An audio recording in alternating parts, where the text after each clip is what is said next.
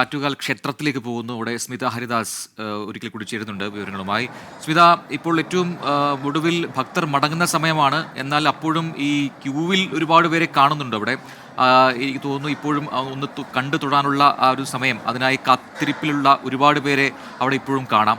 എന്താണ് അവർ ഓരോരുത്തരും പറയുന്നത്? ഈ 40, 20, 30 വർഷമൊക്കെയായി തുടർച്ചയായി വരുന്നവരുണ്ട് ഇക്കൂട്ടത്തിൽ.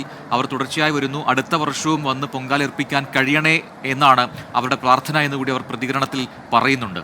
വിവരങ്ങൾ പ്രജിൻ, ഞാൻ ഇവിടെ ഇങ്ങനെ അവസാനം വന്ന് തൊഴുവാൻ വരുന്നവരോടൊക്കെ ചോദിക്കുകയായിരുന്നു, എന്താണ് നിങ്ങളെ എല്ലാ വർഷവും ഇങ്ങോട്ടേക്ക് അടുപ്പിക്കുന്ന ആ ഒരു മാസ്മരികത എന്താണെന്ന് ചോദിക്കുമ്പോൾ അവർ പറയുന്നത് അവർക്ക് ജീവിതത്തിലുണ്ടാകുന്ന പ്രശ്നങ്ങൾ, പ്രതിസന്ധികൾ അവിടെയൊക്കെ ആരും കൂട്ടില്ലാത്തൊരവസ്ഥയിൽ ആറ്റുകാലമ്മ അവർക്ക് കൂട്ടുണ്ട്. അവരുടെ ഒരു വിശ്വാസം അവർക്ക് വളരെയധികം ധൈര്യം നൽകും. അപ്പം അങ്ങനെ ഏതെങ്കിലും കാര്യങ്ങളൊക്കെ സാധിക്കേണ്ടി വരുമ്പോൾ അല്ലെങ്കിൽ എന്തെങ്കിലും കഷ്ടതകളൊക്കെ വരുമ്പോൾ അമ്മയെ വിളിച്ച് പ്രാർത്ഥിക്കും.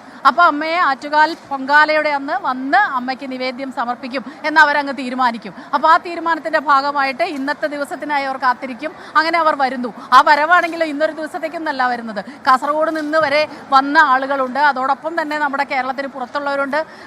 സിറിൽ, നമുക്ക് ഇവരോടൊക്കെ ചോദിച്ചാലോ? ഇവിടെ കുറേ പേരുണ്ട്. എവിടെന്നാ നിങ്ങൾ വരുന്നത്? ഞങ്ങൾ മലപ്പുറത്ത്. മലപ്പുറം.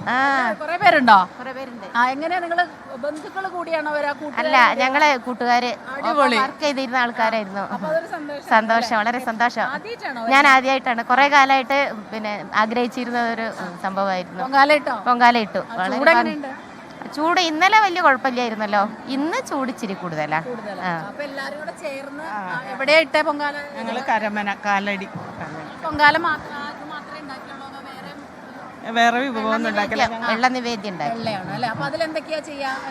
അതില് ഒന്നുമില്ല, ഉണങ്ങല്ലരിയും പഞ്ചസാര ഇടുവോ? പഞ്ചസാര ഒന്നും. വെള്ള നിവേദ്യം എന്ന് പറയുമ്പോ വെറും വെള്ളക്കല്ലേ? വെള്ള അരി.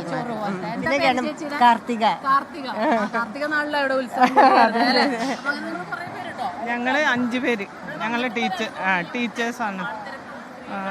ഇല്ല, കുഴപ്പമില്ല. എന്ത് തിരക്കായാലും എന്താണ് നമുക്കൊരു എനർജി പ്രത്യേകമായിട്ട് കിട്ടുന്നത് പോലെയാണ്. അതൊന്നും ചൂടായാലും തിരക്കായാലും ഒക്കെ. ഞങ്ങൾ ഇന്നലെ രാത്രി 1:30 ഇവിടുന്ന് പോകുന്നേരം.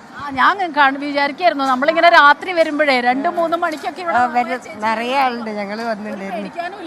ഒന്നും പേടിക്കണ്ട, അമ്മ ഉണ്ടാവും കൂടെ എല്ലാത്തിനും.